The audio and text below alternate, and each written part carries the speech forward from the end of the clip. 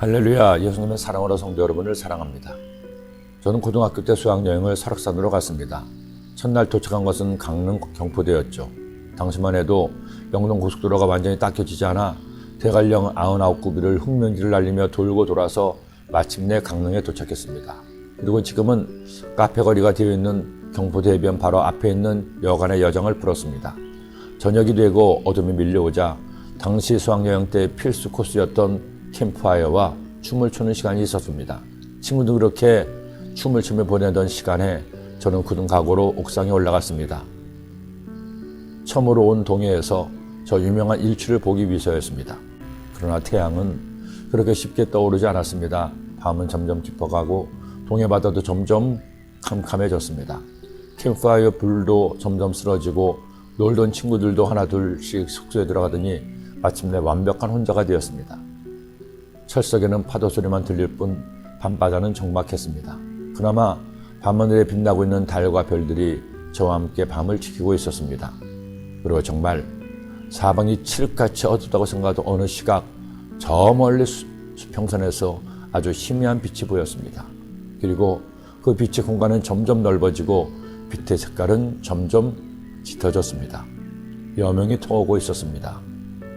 그리고 마침내 시뻘건 해가 둥실 바다에서 떠오르면서 온 세상을 밝히기 시작했습니다. 아주 오래 세월이 지난 지금에도 그때 일출 광경이 제 기억 속에 있습니다. 그 후로도 많은 일출을 보았지만 그때 처음 보았던 일출의 황홀함은 어디에서도 체험할 수 없었습니다. 저는 그때 생애 첫 일출을 보면서 제 마음에 스스로 각인시킨 생각이 있었습니다. 하나님께서 저 해를, 저 바다를 만드셨구나. 지구가 존재한 이래, 한반도가 생성된 이래 동해에서는 매일 그렇게 해가 뜨고 서해에서는 해가 지고 있습니다. 여러분, 저 광활한 바다가 어떻게 생겼습니까? 저 바다 깊은 곳에서 살아가는 모든 생명들이 어떻게 생겨났습니까? 언젠가 인체의 구조에 관한 책을 보았습니다. 사람이 음식을 먹으면 제일 먼저 침이 나와 탄수화물을 분해하기 시작합니다. 그리고 식도를 통해 위로 음식물이 내려갑니다. 위에서 분비된 위산을 통해 모든 음식물이 유미즙으로 만들어집니다. 그 중에서 단백질이 분해되고 소화됩니다.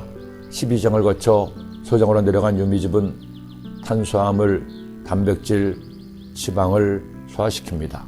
그리고 소정 하부로 내려가면서 모든 영양소가 림프관과 혈액을 통해 각 세포와 기관으로 전달됩니다. 그렇게 사람이 먹은 음식물이 사람을 살게 하는 것이죠. 저는 그 책을 보면서 혀를 찼습니다. 하나님이 만드신 사람의 몸이 얼마나 정교한지, 얼마나 완벽한지, 얼마나 신비한지를.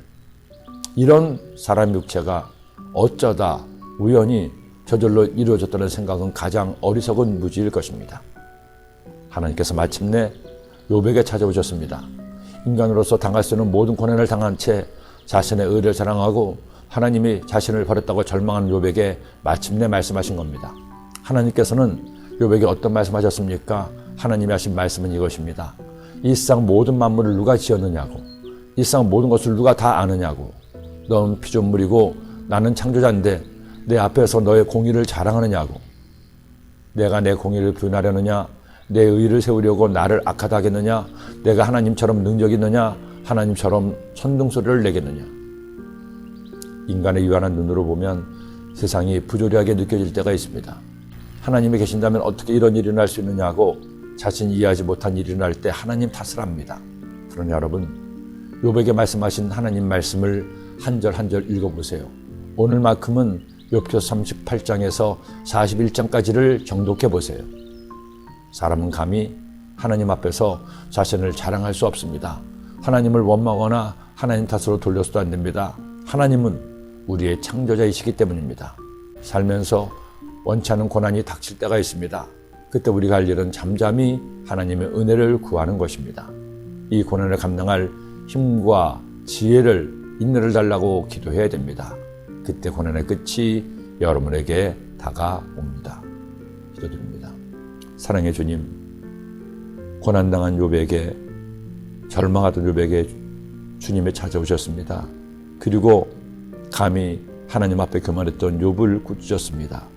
우리에게도 욥과 같은 고난이 닥칠 때 원망하고 불평하고 내 의를 자랑하는 것이 아니라 겸손하게 주님 앞에 엎드려 주님의 은혜를 구하는 하나님의 자녀가 되게 하여 주옵소서.